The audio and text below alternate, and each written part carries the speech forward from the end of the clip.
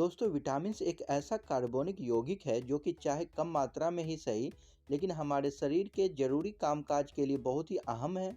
Vitamins हमारे शरीर को भोजन के द्वारा मिलते हैं, क्योंकि हमारा शरीर खुद से विटामिन्स नहीं बनाता। इसलिए विटामिन्स की कमी को भोजन के द्वारा ही पूरा किया जा सकता है। विटामिन्स इंसान के शरीर को स्वस्थ और जवान रखने के लिए बहुत ही ज़रूरी होता है। विटामिन्स बीमारियों से बचाने के लिए बहुत ही अहम किरदार निभाता है।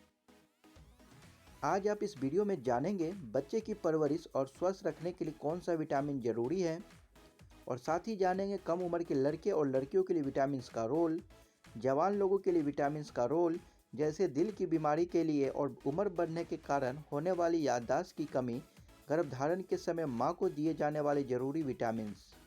गर्भधारण के समय बच्चे को विटामिन्स माँ के खून के जरिए ही मिलते रहते हैं, लेकिन पैदाइश के बाद विटामिन्स की ज़रूरत पूरी ज़िंदगी लगी रहती है। आइए अब हर विटामिन्स की ज़रूरत और इसके फ़ायदे की पूरी जानकारी जानते हैं। विटामिन ए आँखों और नज़र के लिए बहुत ही ज़रूरी विटामिन है।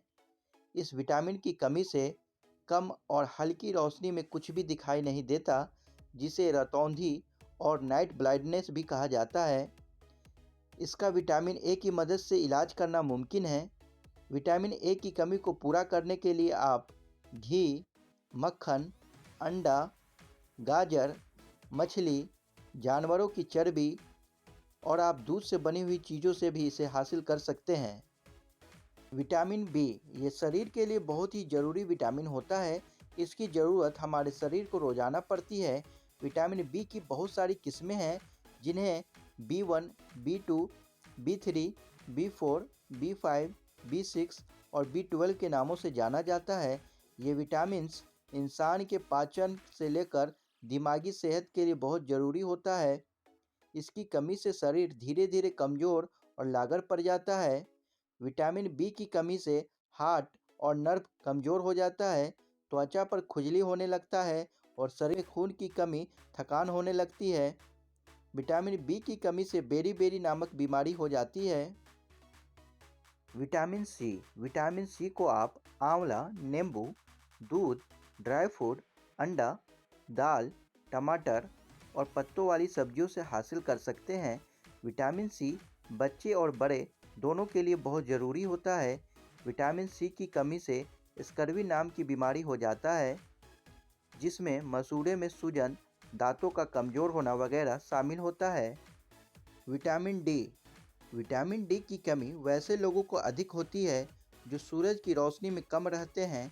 विटामिन डी शरीर में त्वचा के जरिए सूरज की रोशनी से खुद ब खुद बन जाती है। विटामिन डी की कमी से रिकेट्स नाम की बीमारी हो जाता है, जिसमें हड्डियां कमज़ोर हो जाती है, हड्डियों में दर्द होने लगता है और दांतों की समस्या पैदा हो जाती है। विटामिन डी दूध, मक्खन, अंडा, मछली में बड़ी मात्रा में पाई जाती है। विटामिन ई ये एक बहुत ज़रूरी विटामिन है। ये तेल, बादाम, अंडे की जर्दी और ड्राई फ्रूट वगैरह में पाया जाता है। विटामिन ई की कमी से टोसोफेरोलस नामक बीमारी हो जाता है। विटामिन ई की कमी से ऑक्सीजन शरीर को पर्याप्त मात्रा में नहीं मिल पाता है। इसकी कमी से बाल और त्वचा से जुड़ी समस्याएं होने लगती है। विटामिन ई की कमी से इम्यूनिटी कमज़ोर हो जाता है। विटामिन ई कैंसर से बचाता है और एंटीऑक्सीडेंट भी है। विटामिन के अगर किसी बच्चे या जवान को अक्सर गले या नाक से खून आता है तो विटामिन के का चेकअप जरूर करवाएं।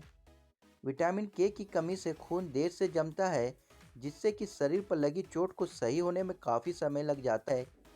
विटामिन के की कमी को आप पत्तों वाली सब्जियों से पूरा कर सकते हैं, जैसे पालक, बंद गोभी वगैरह।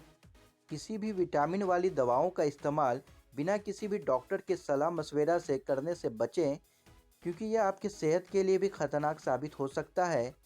इसलिए हमेशा किसी अच्छे डॉक्टर की सलाह से ही विटामिन्स दवाओं का इस्तेमाल करें।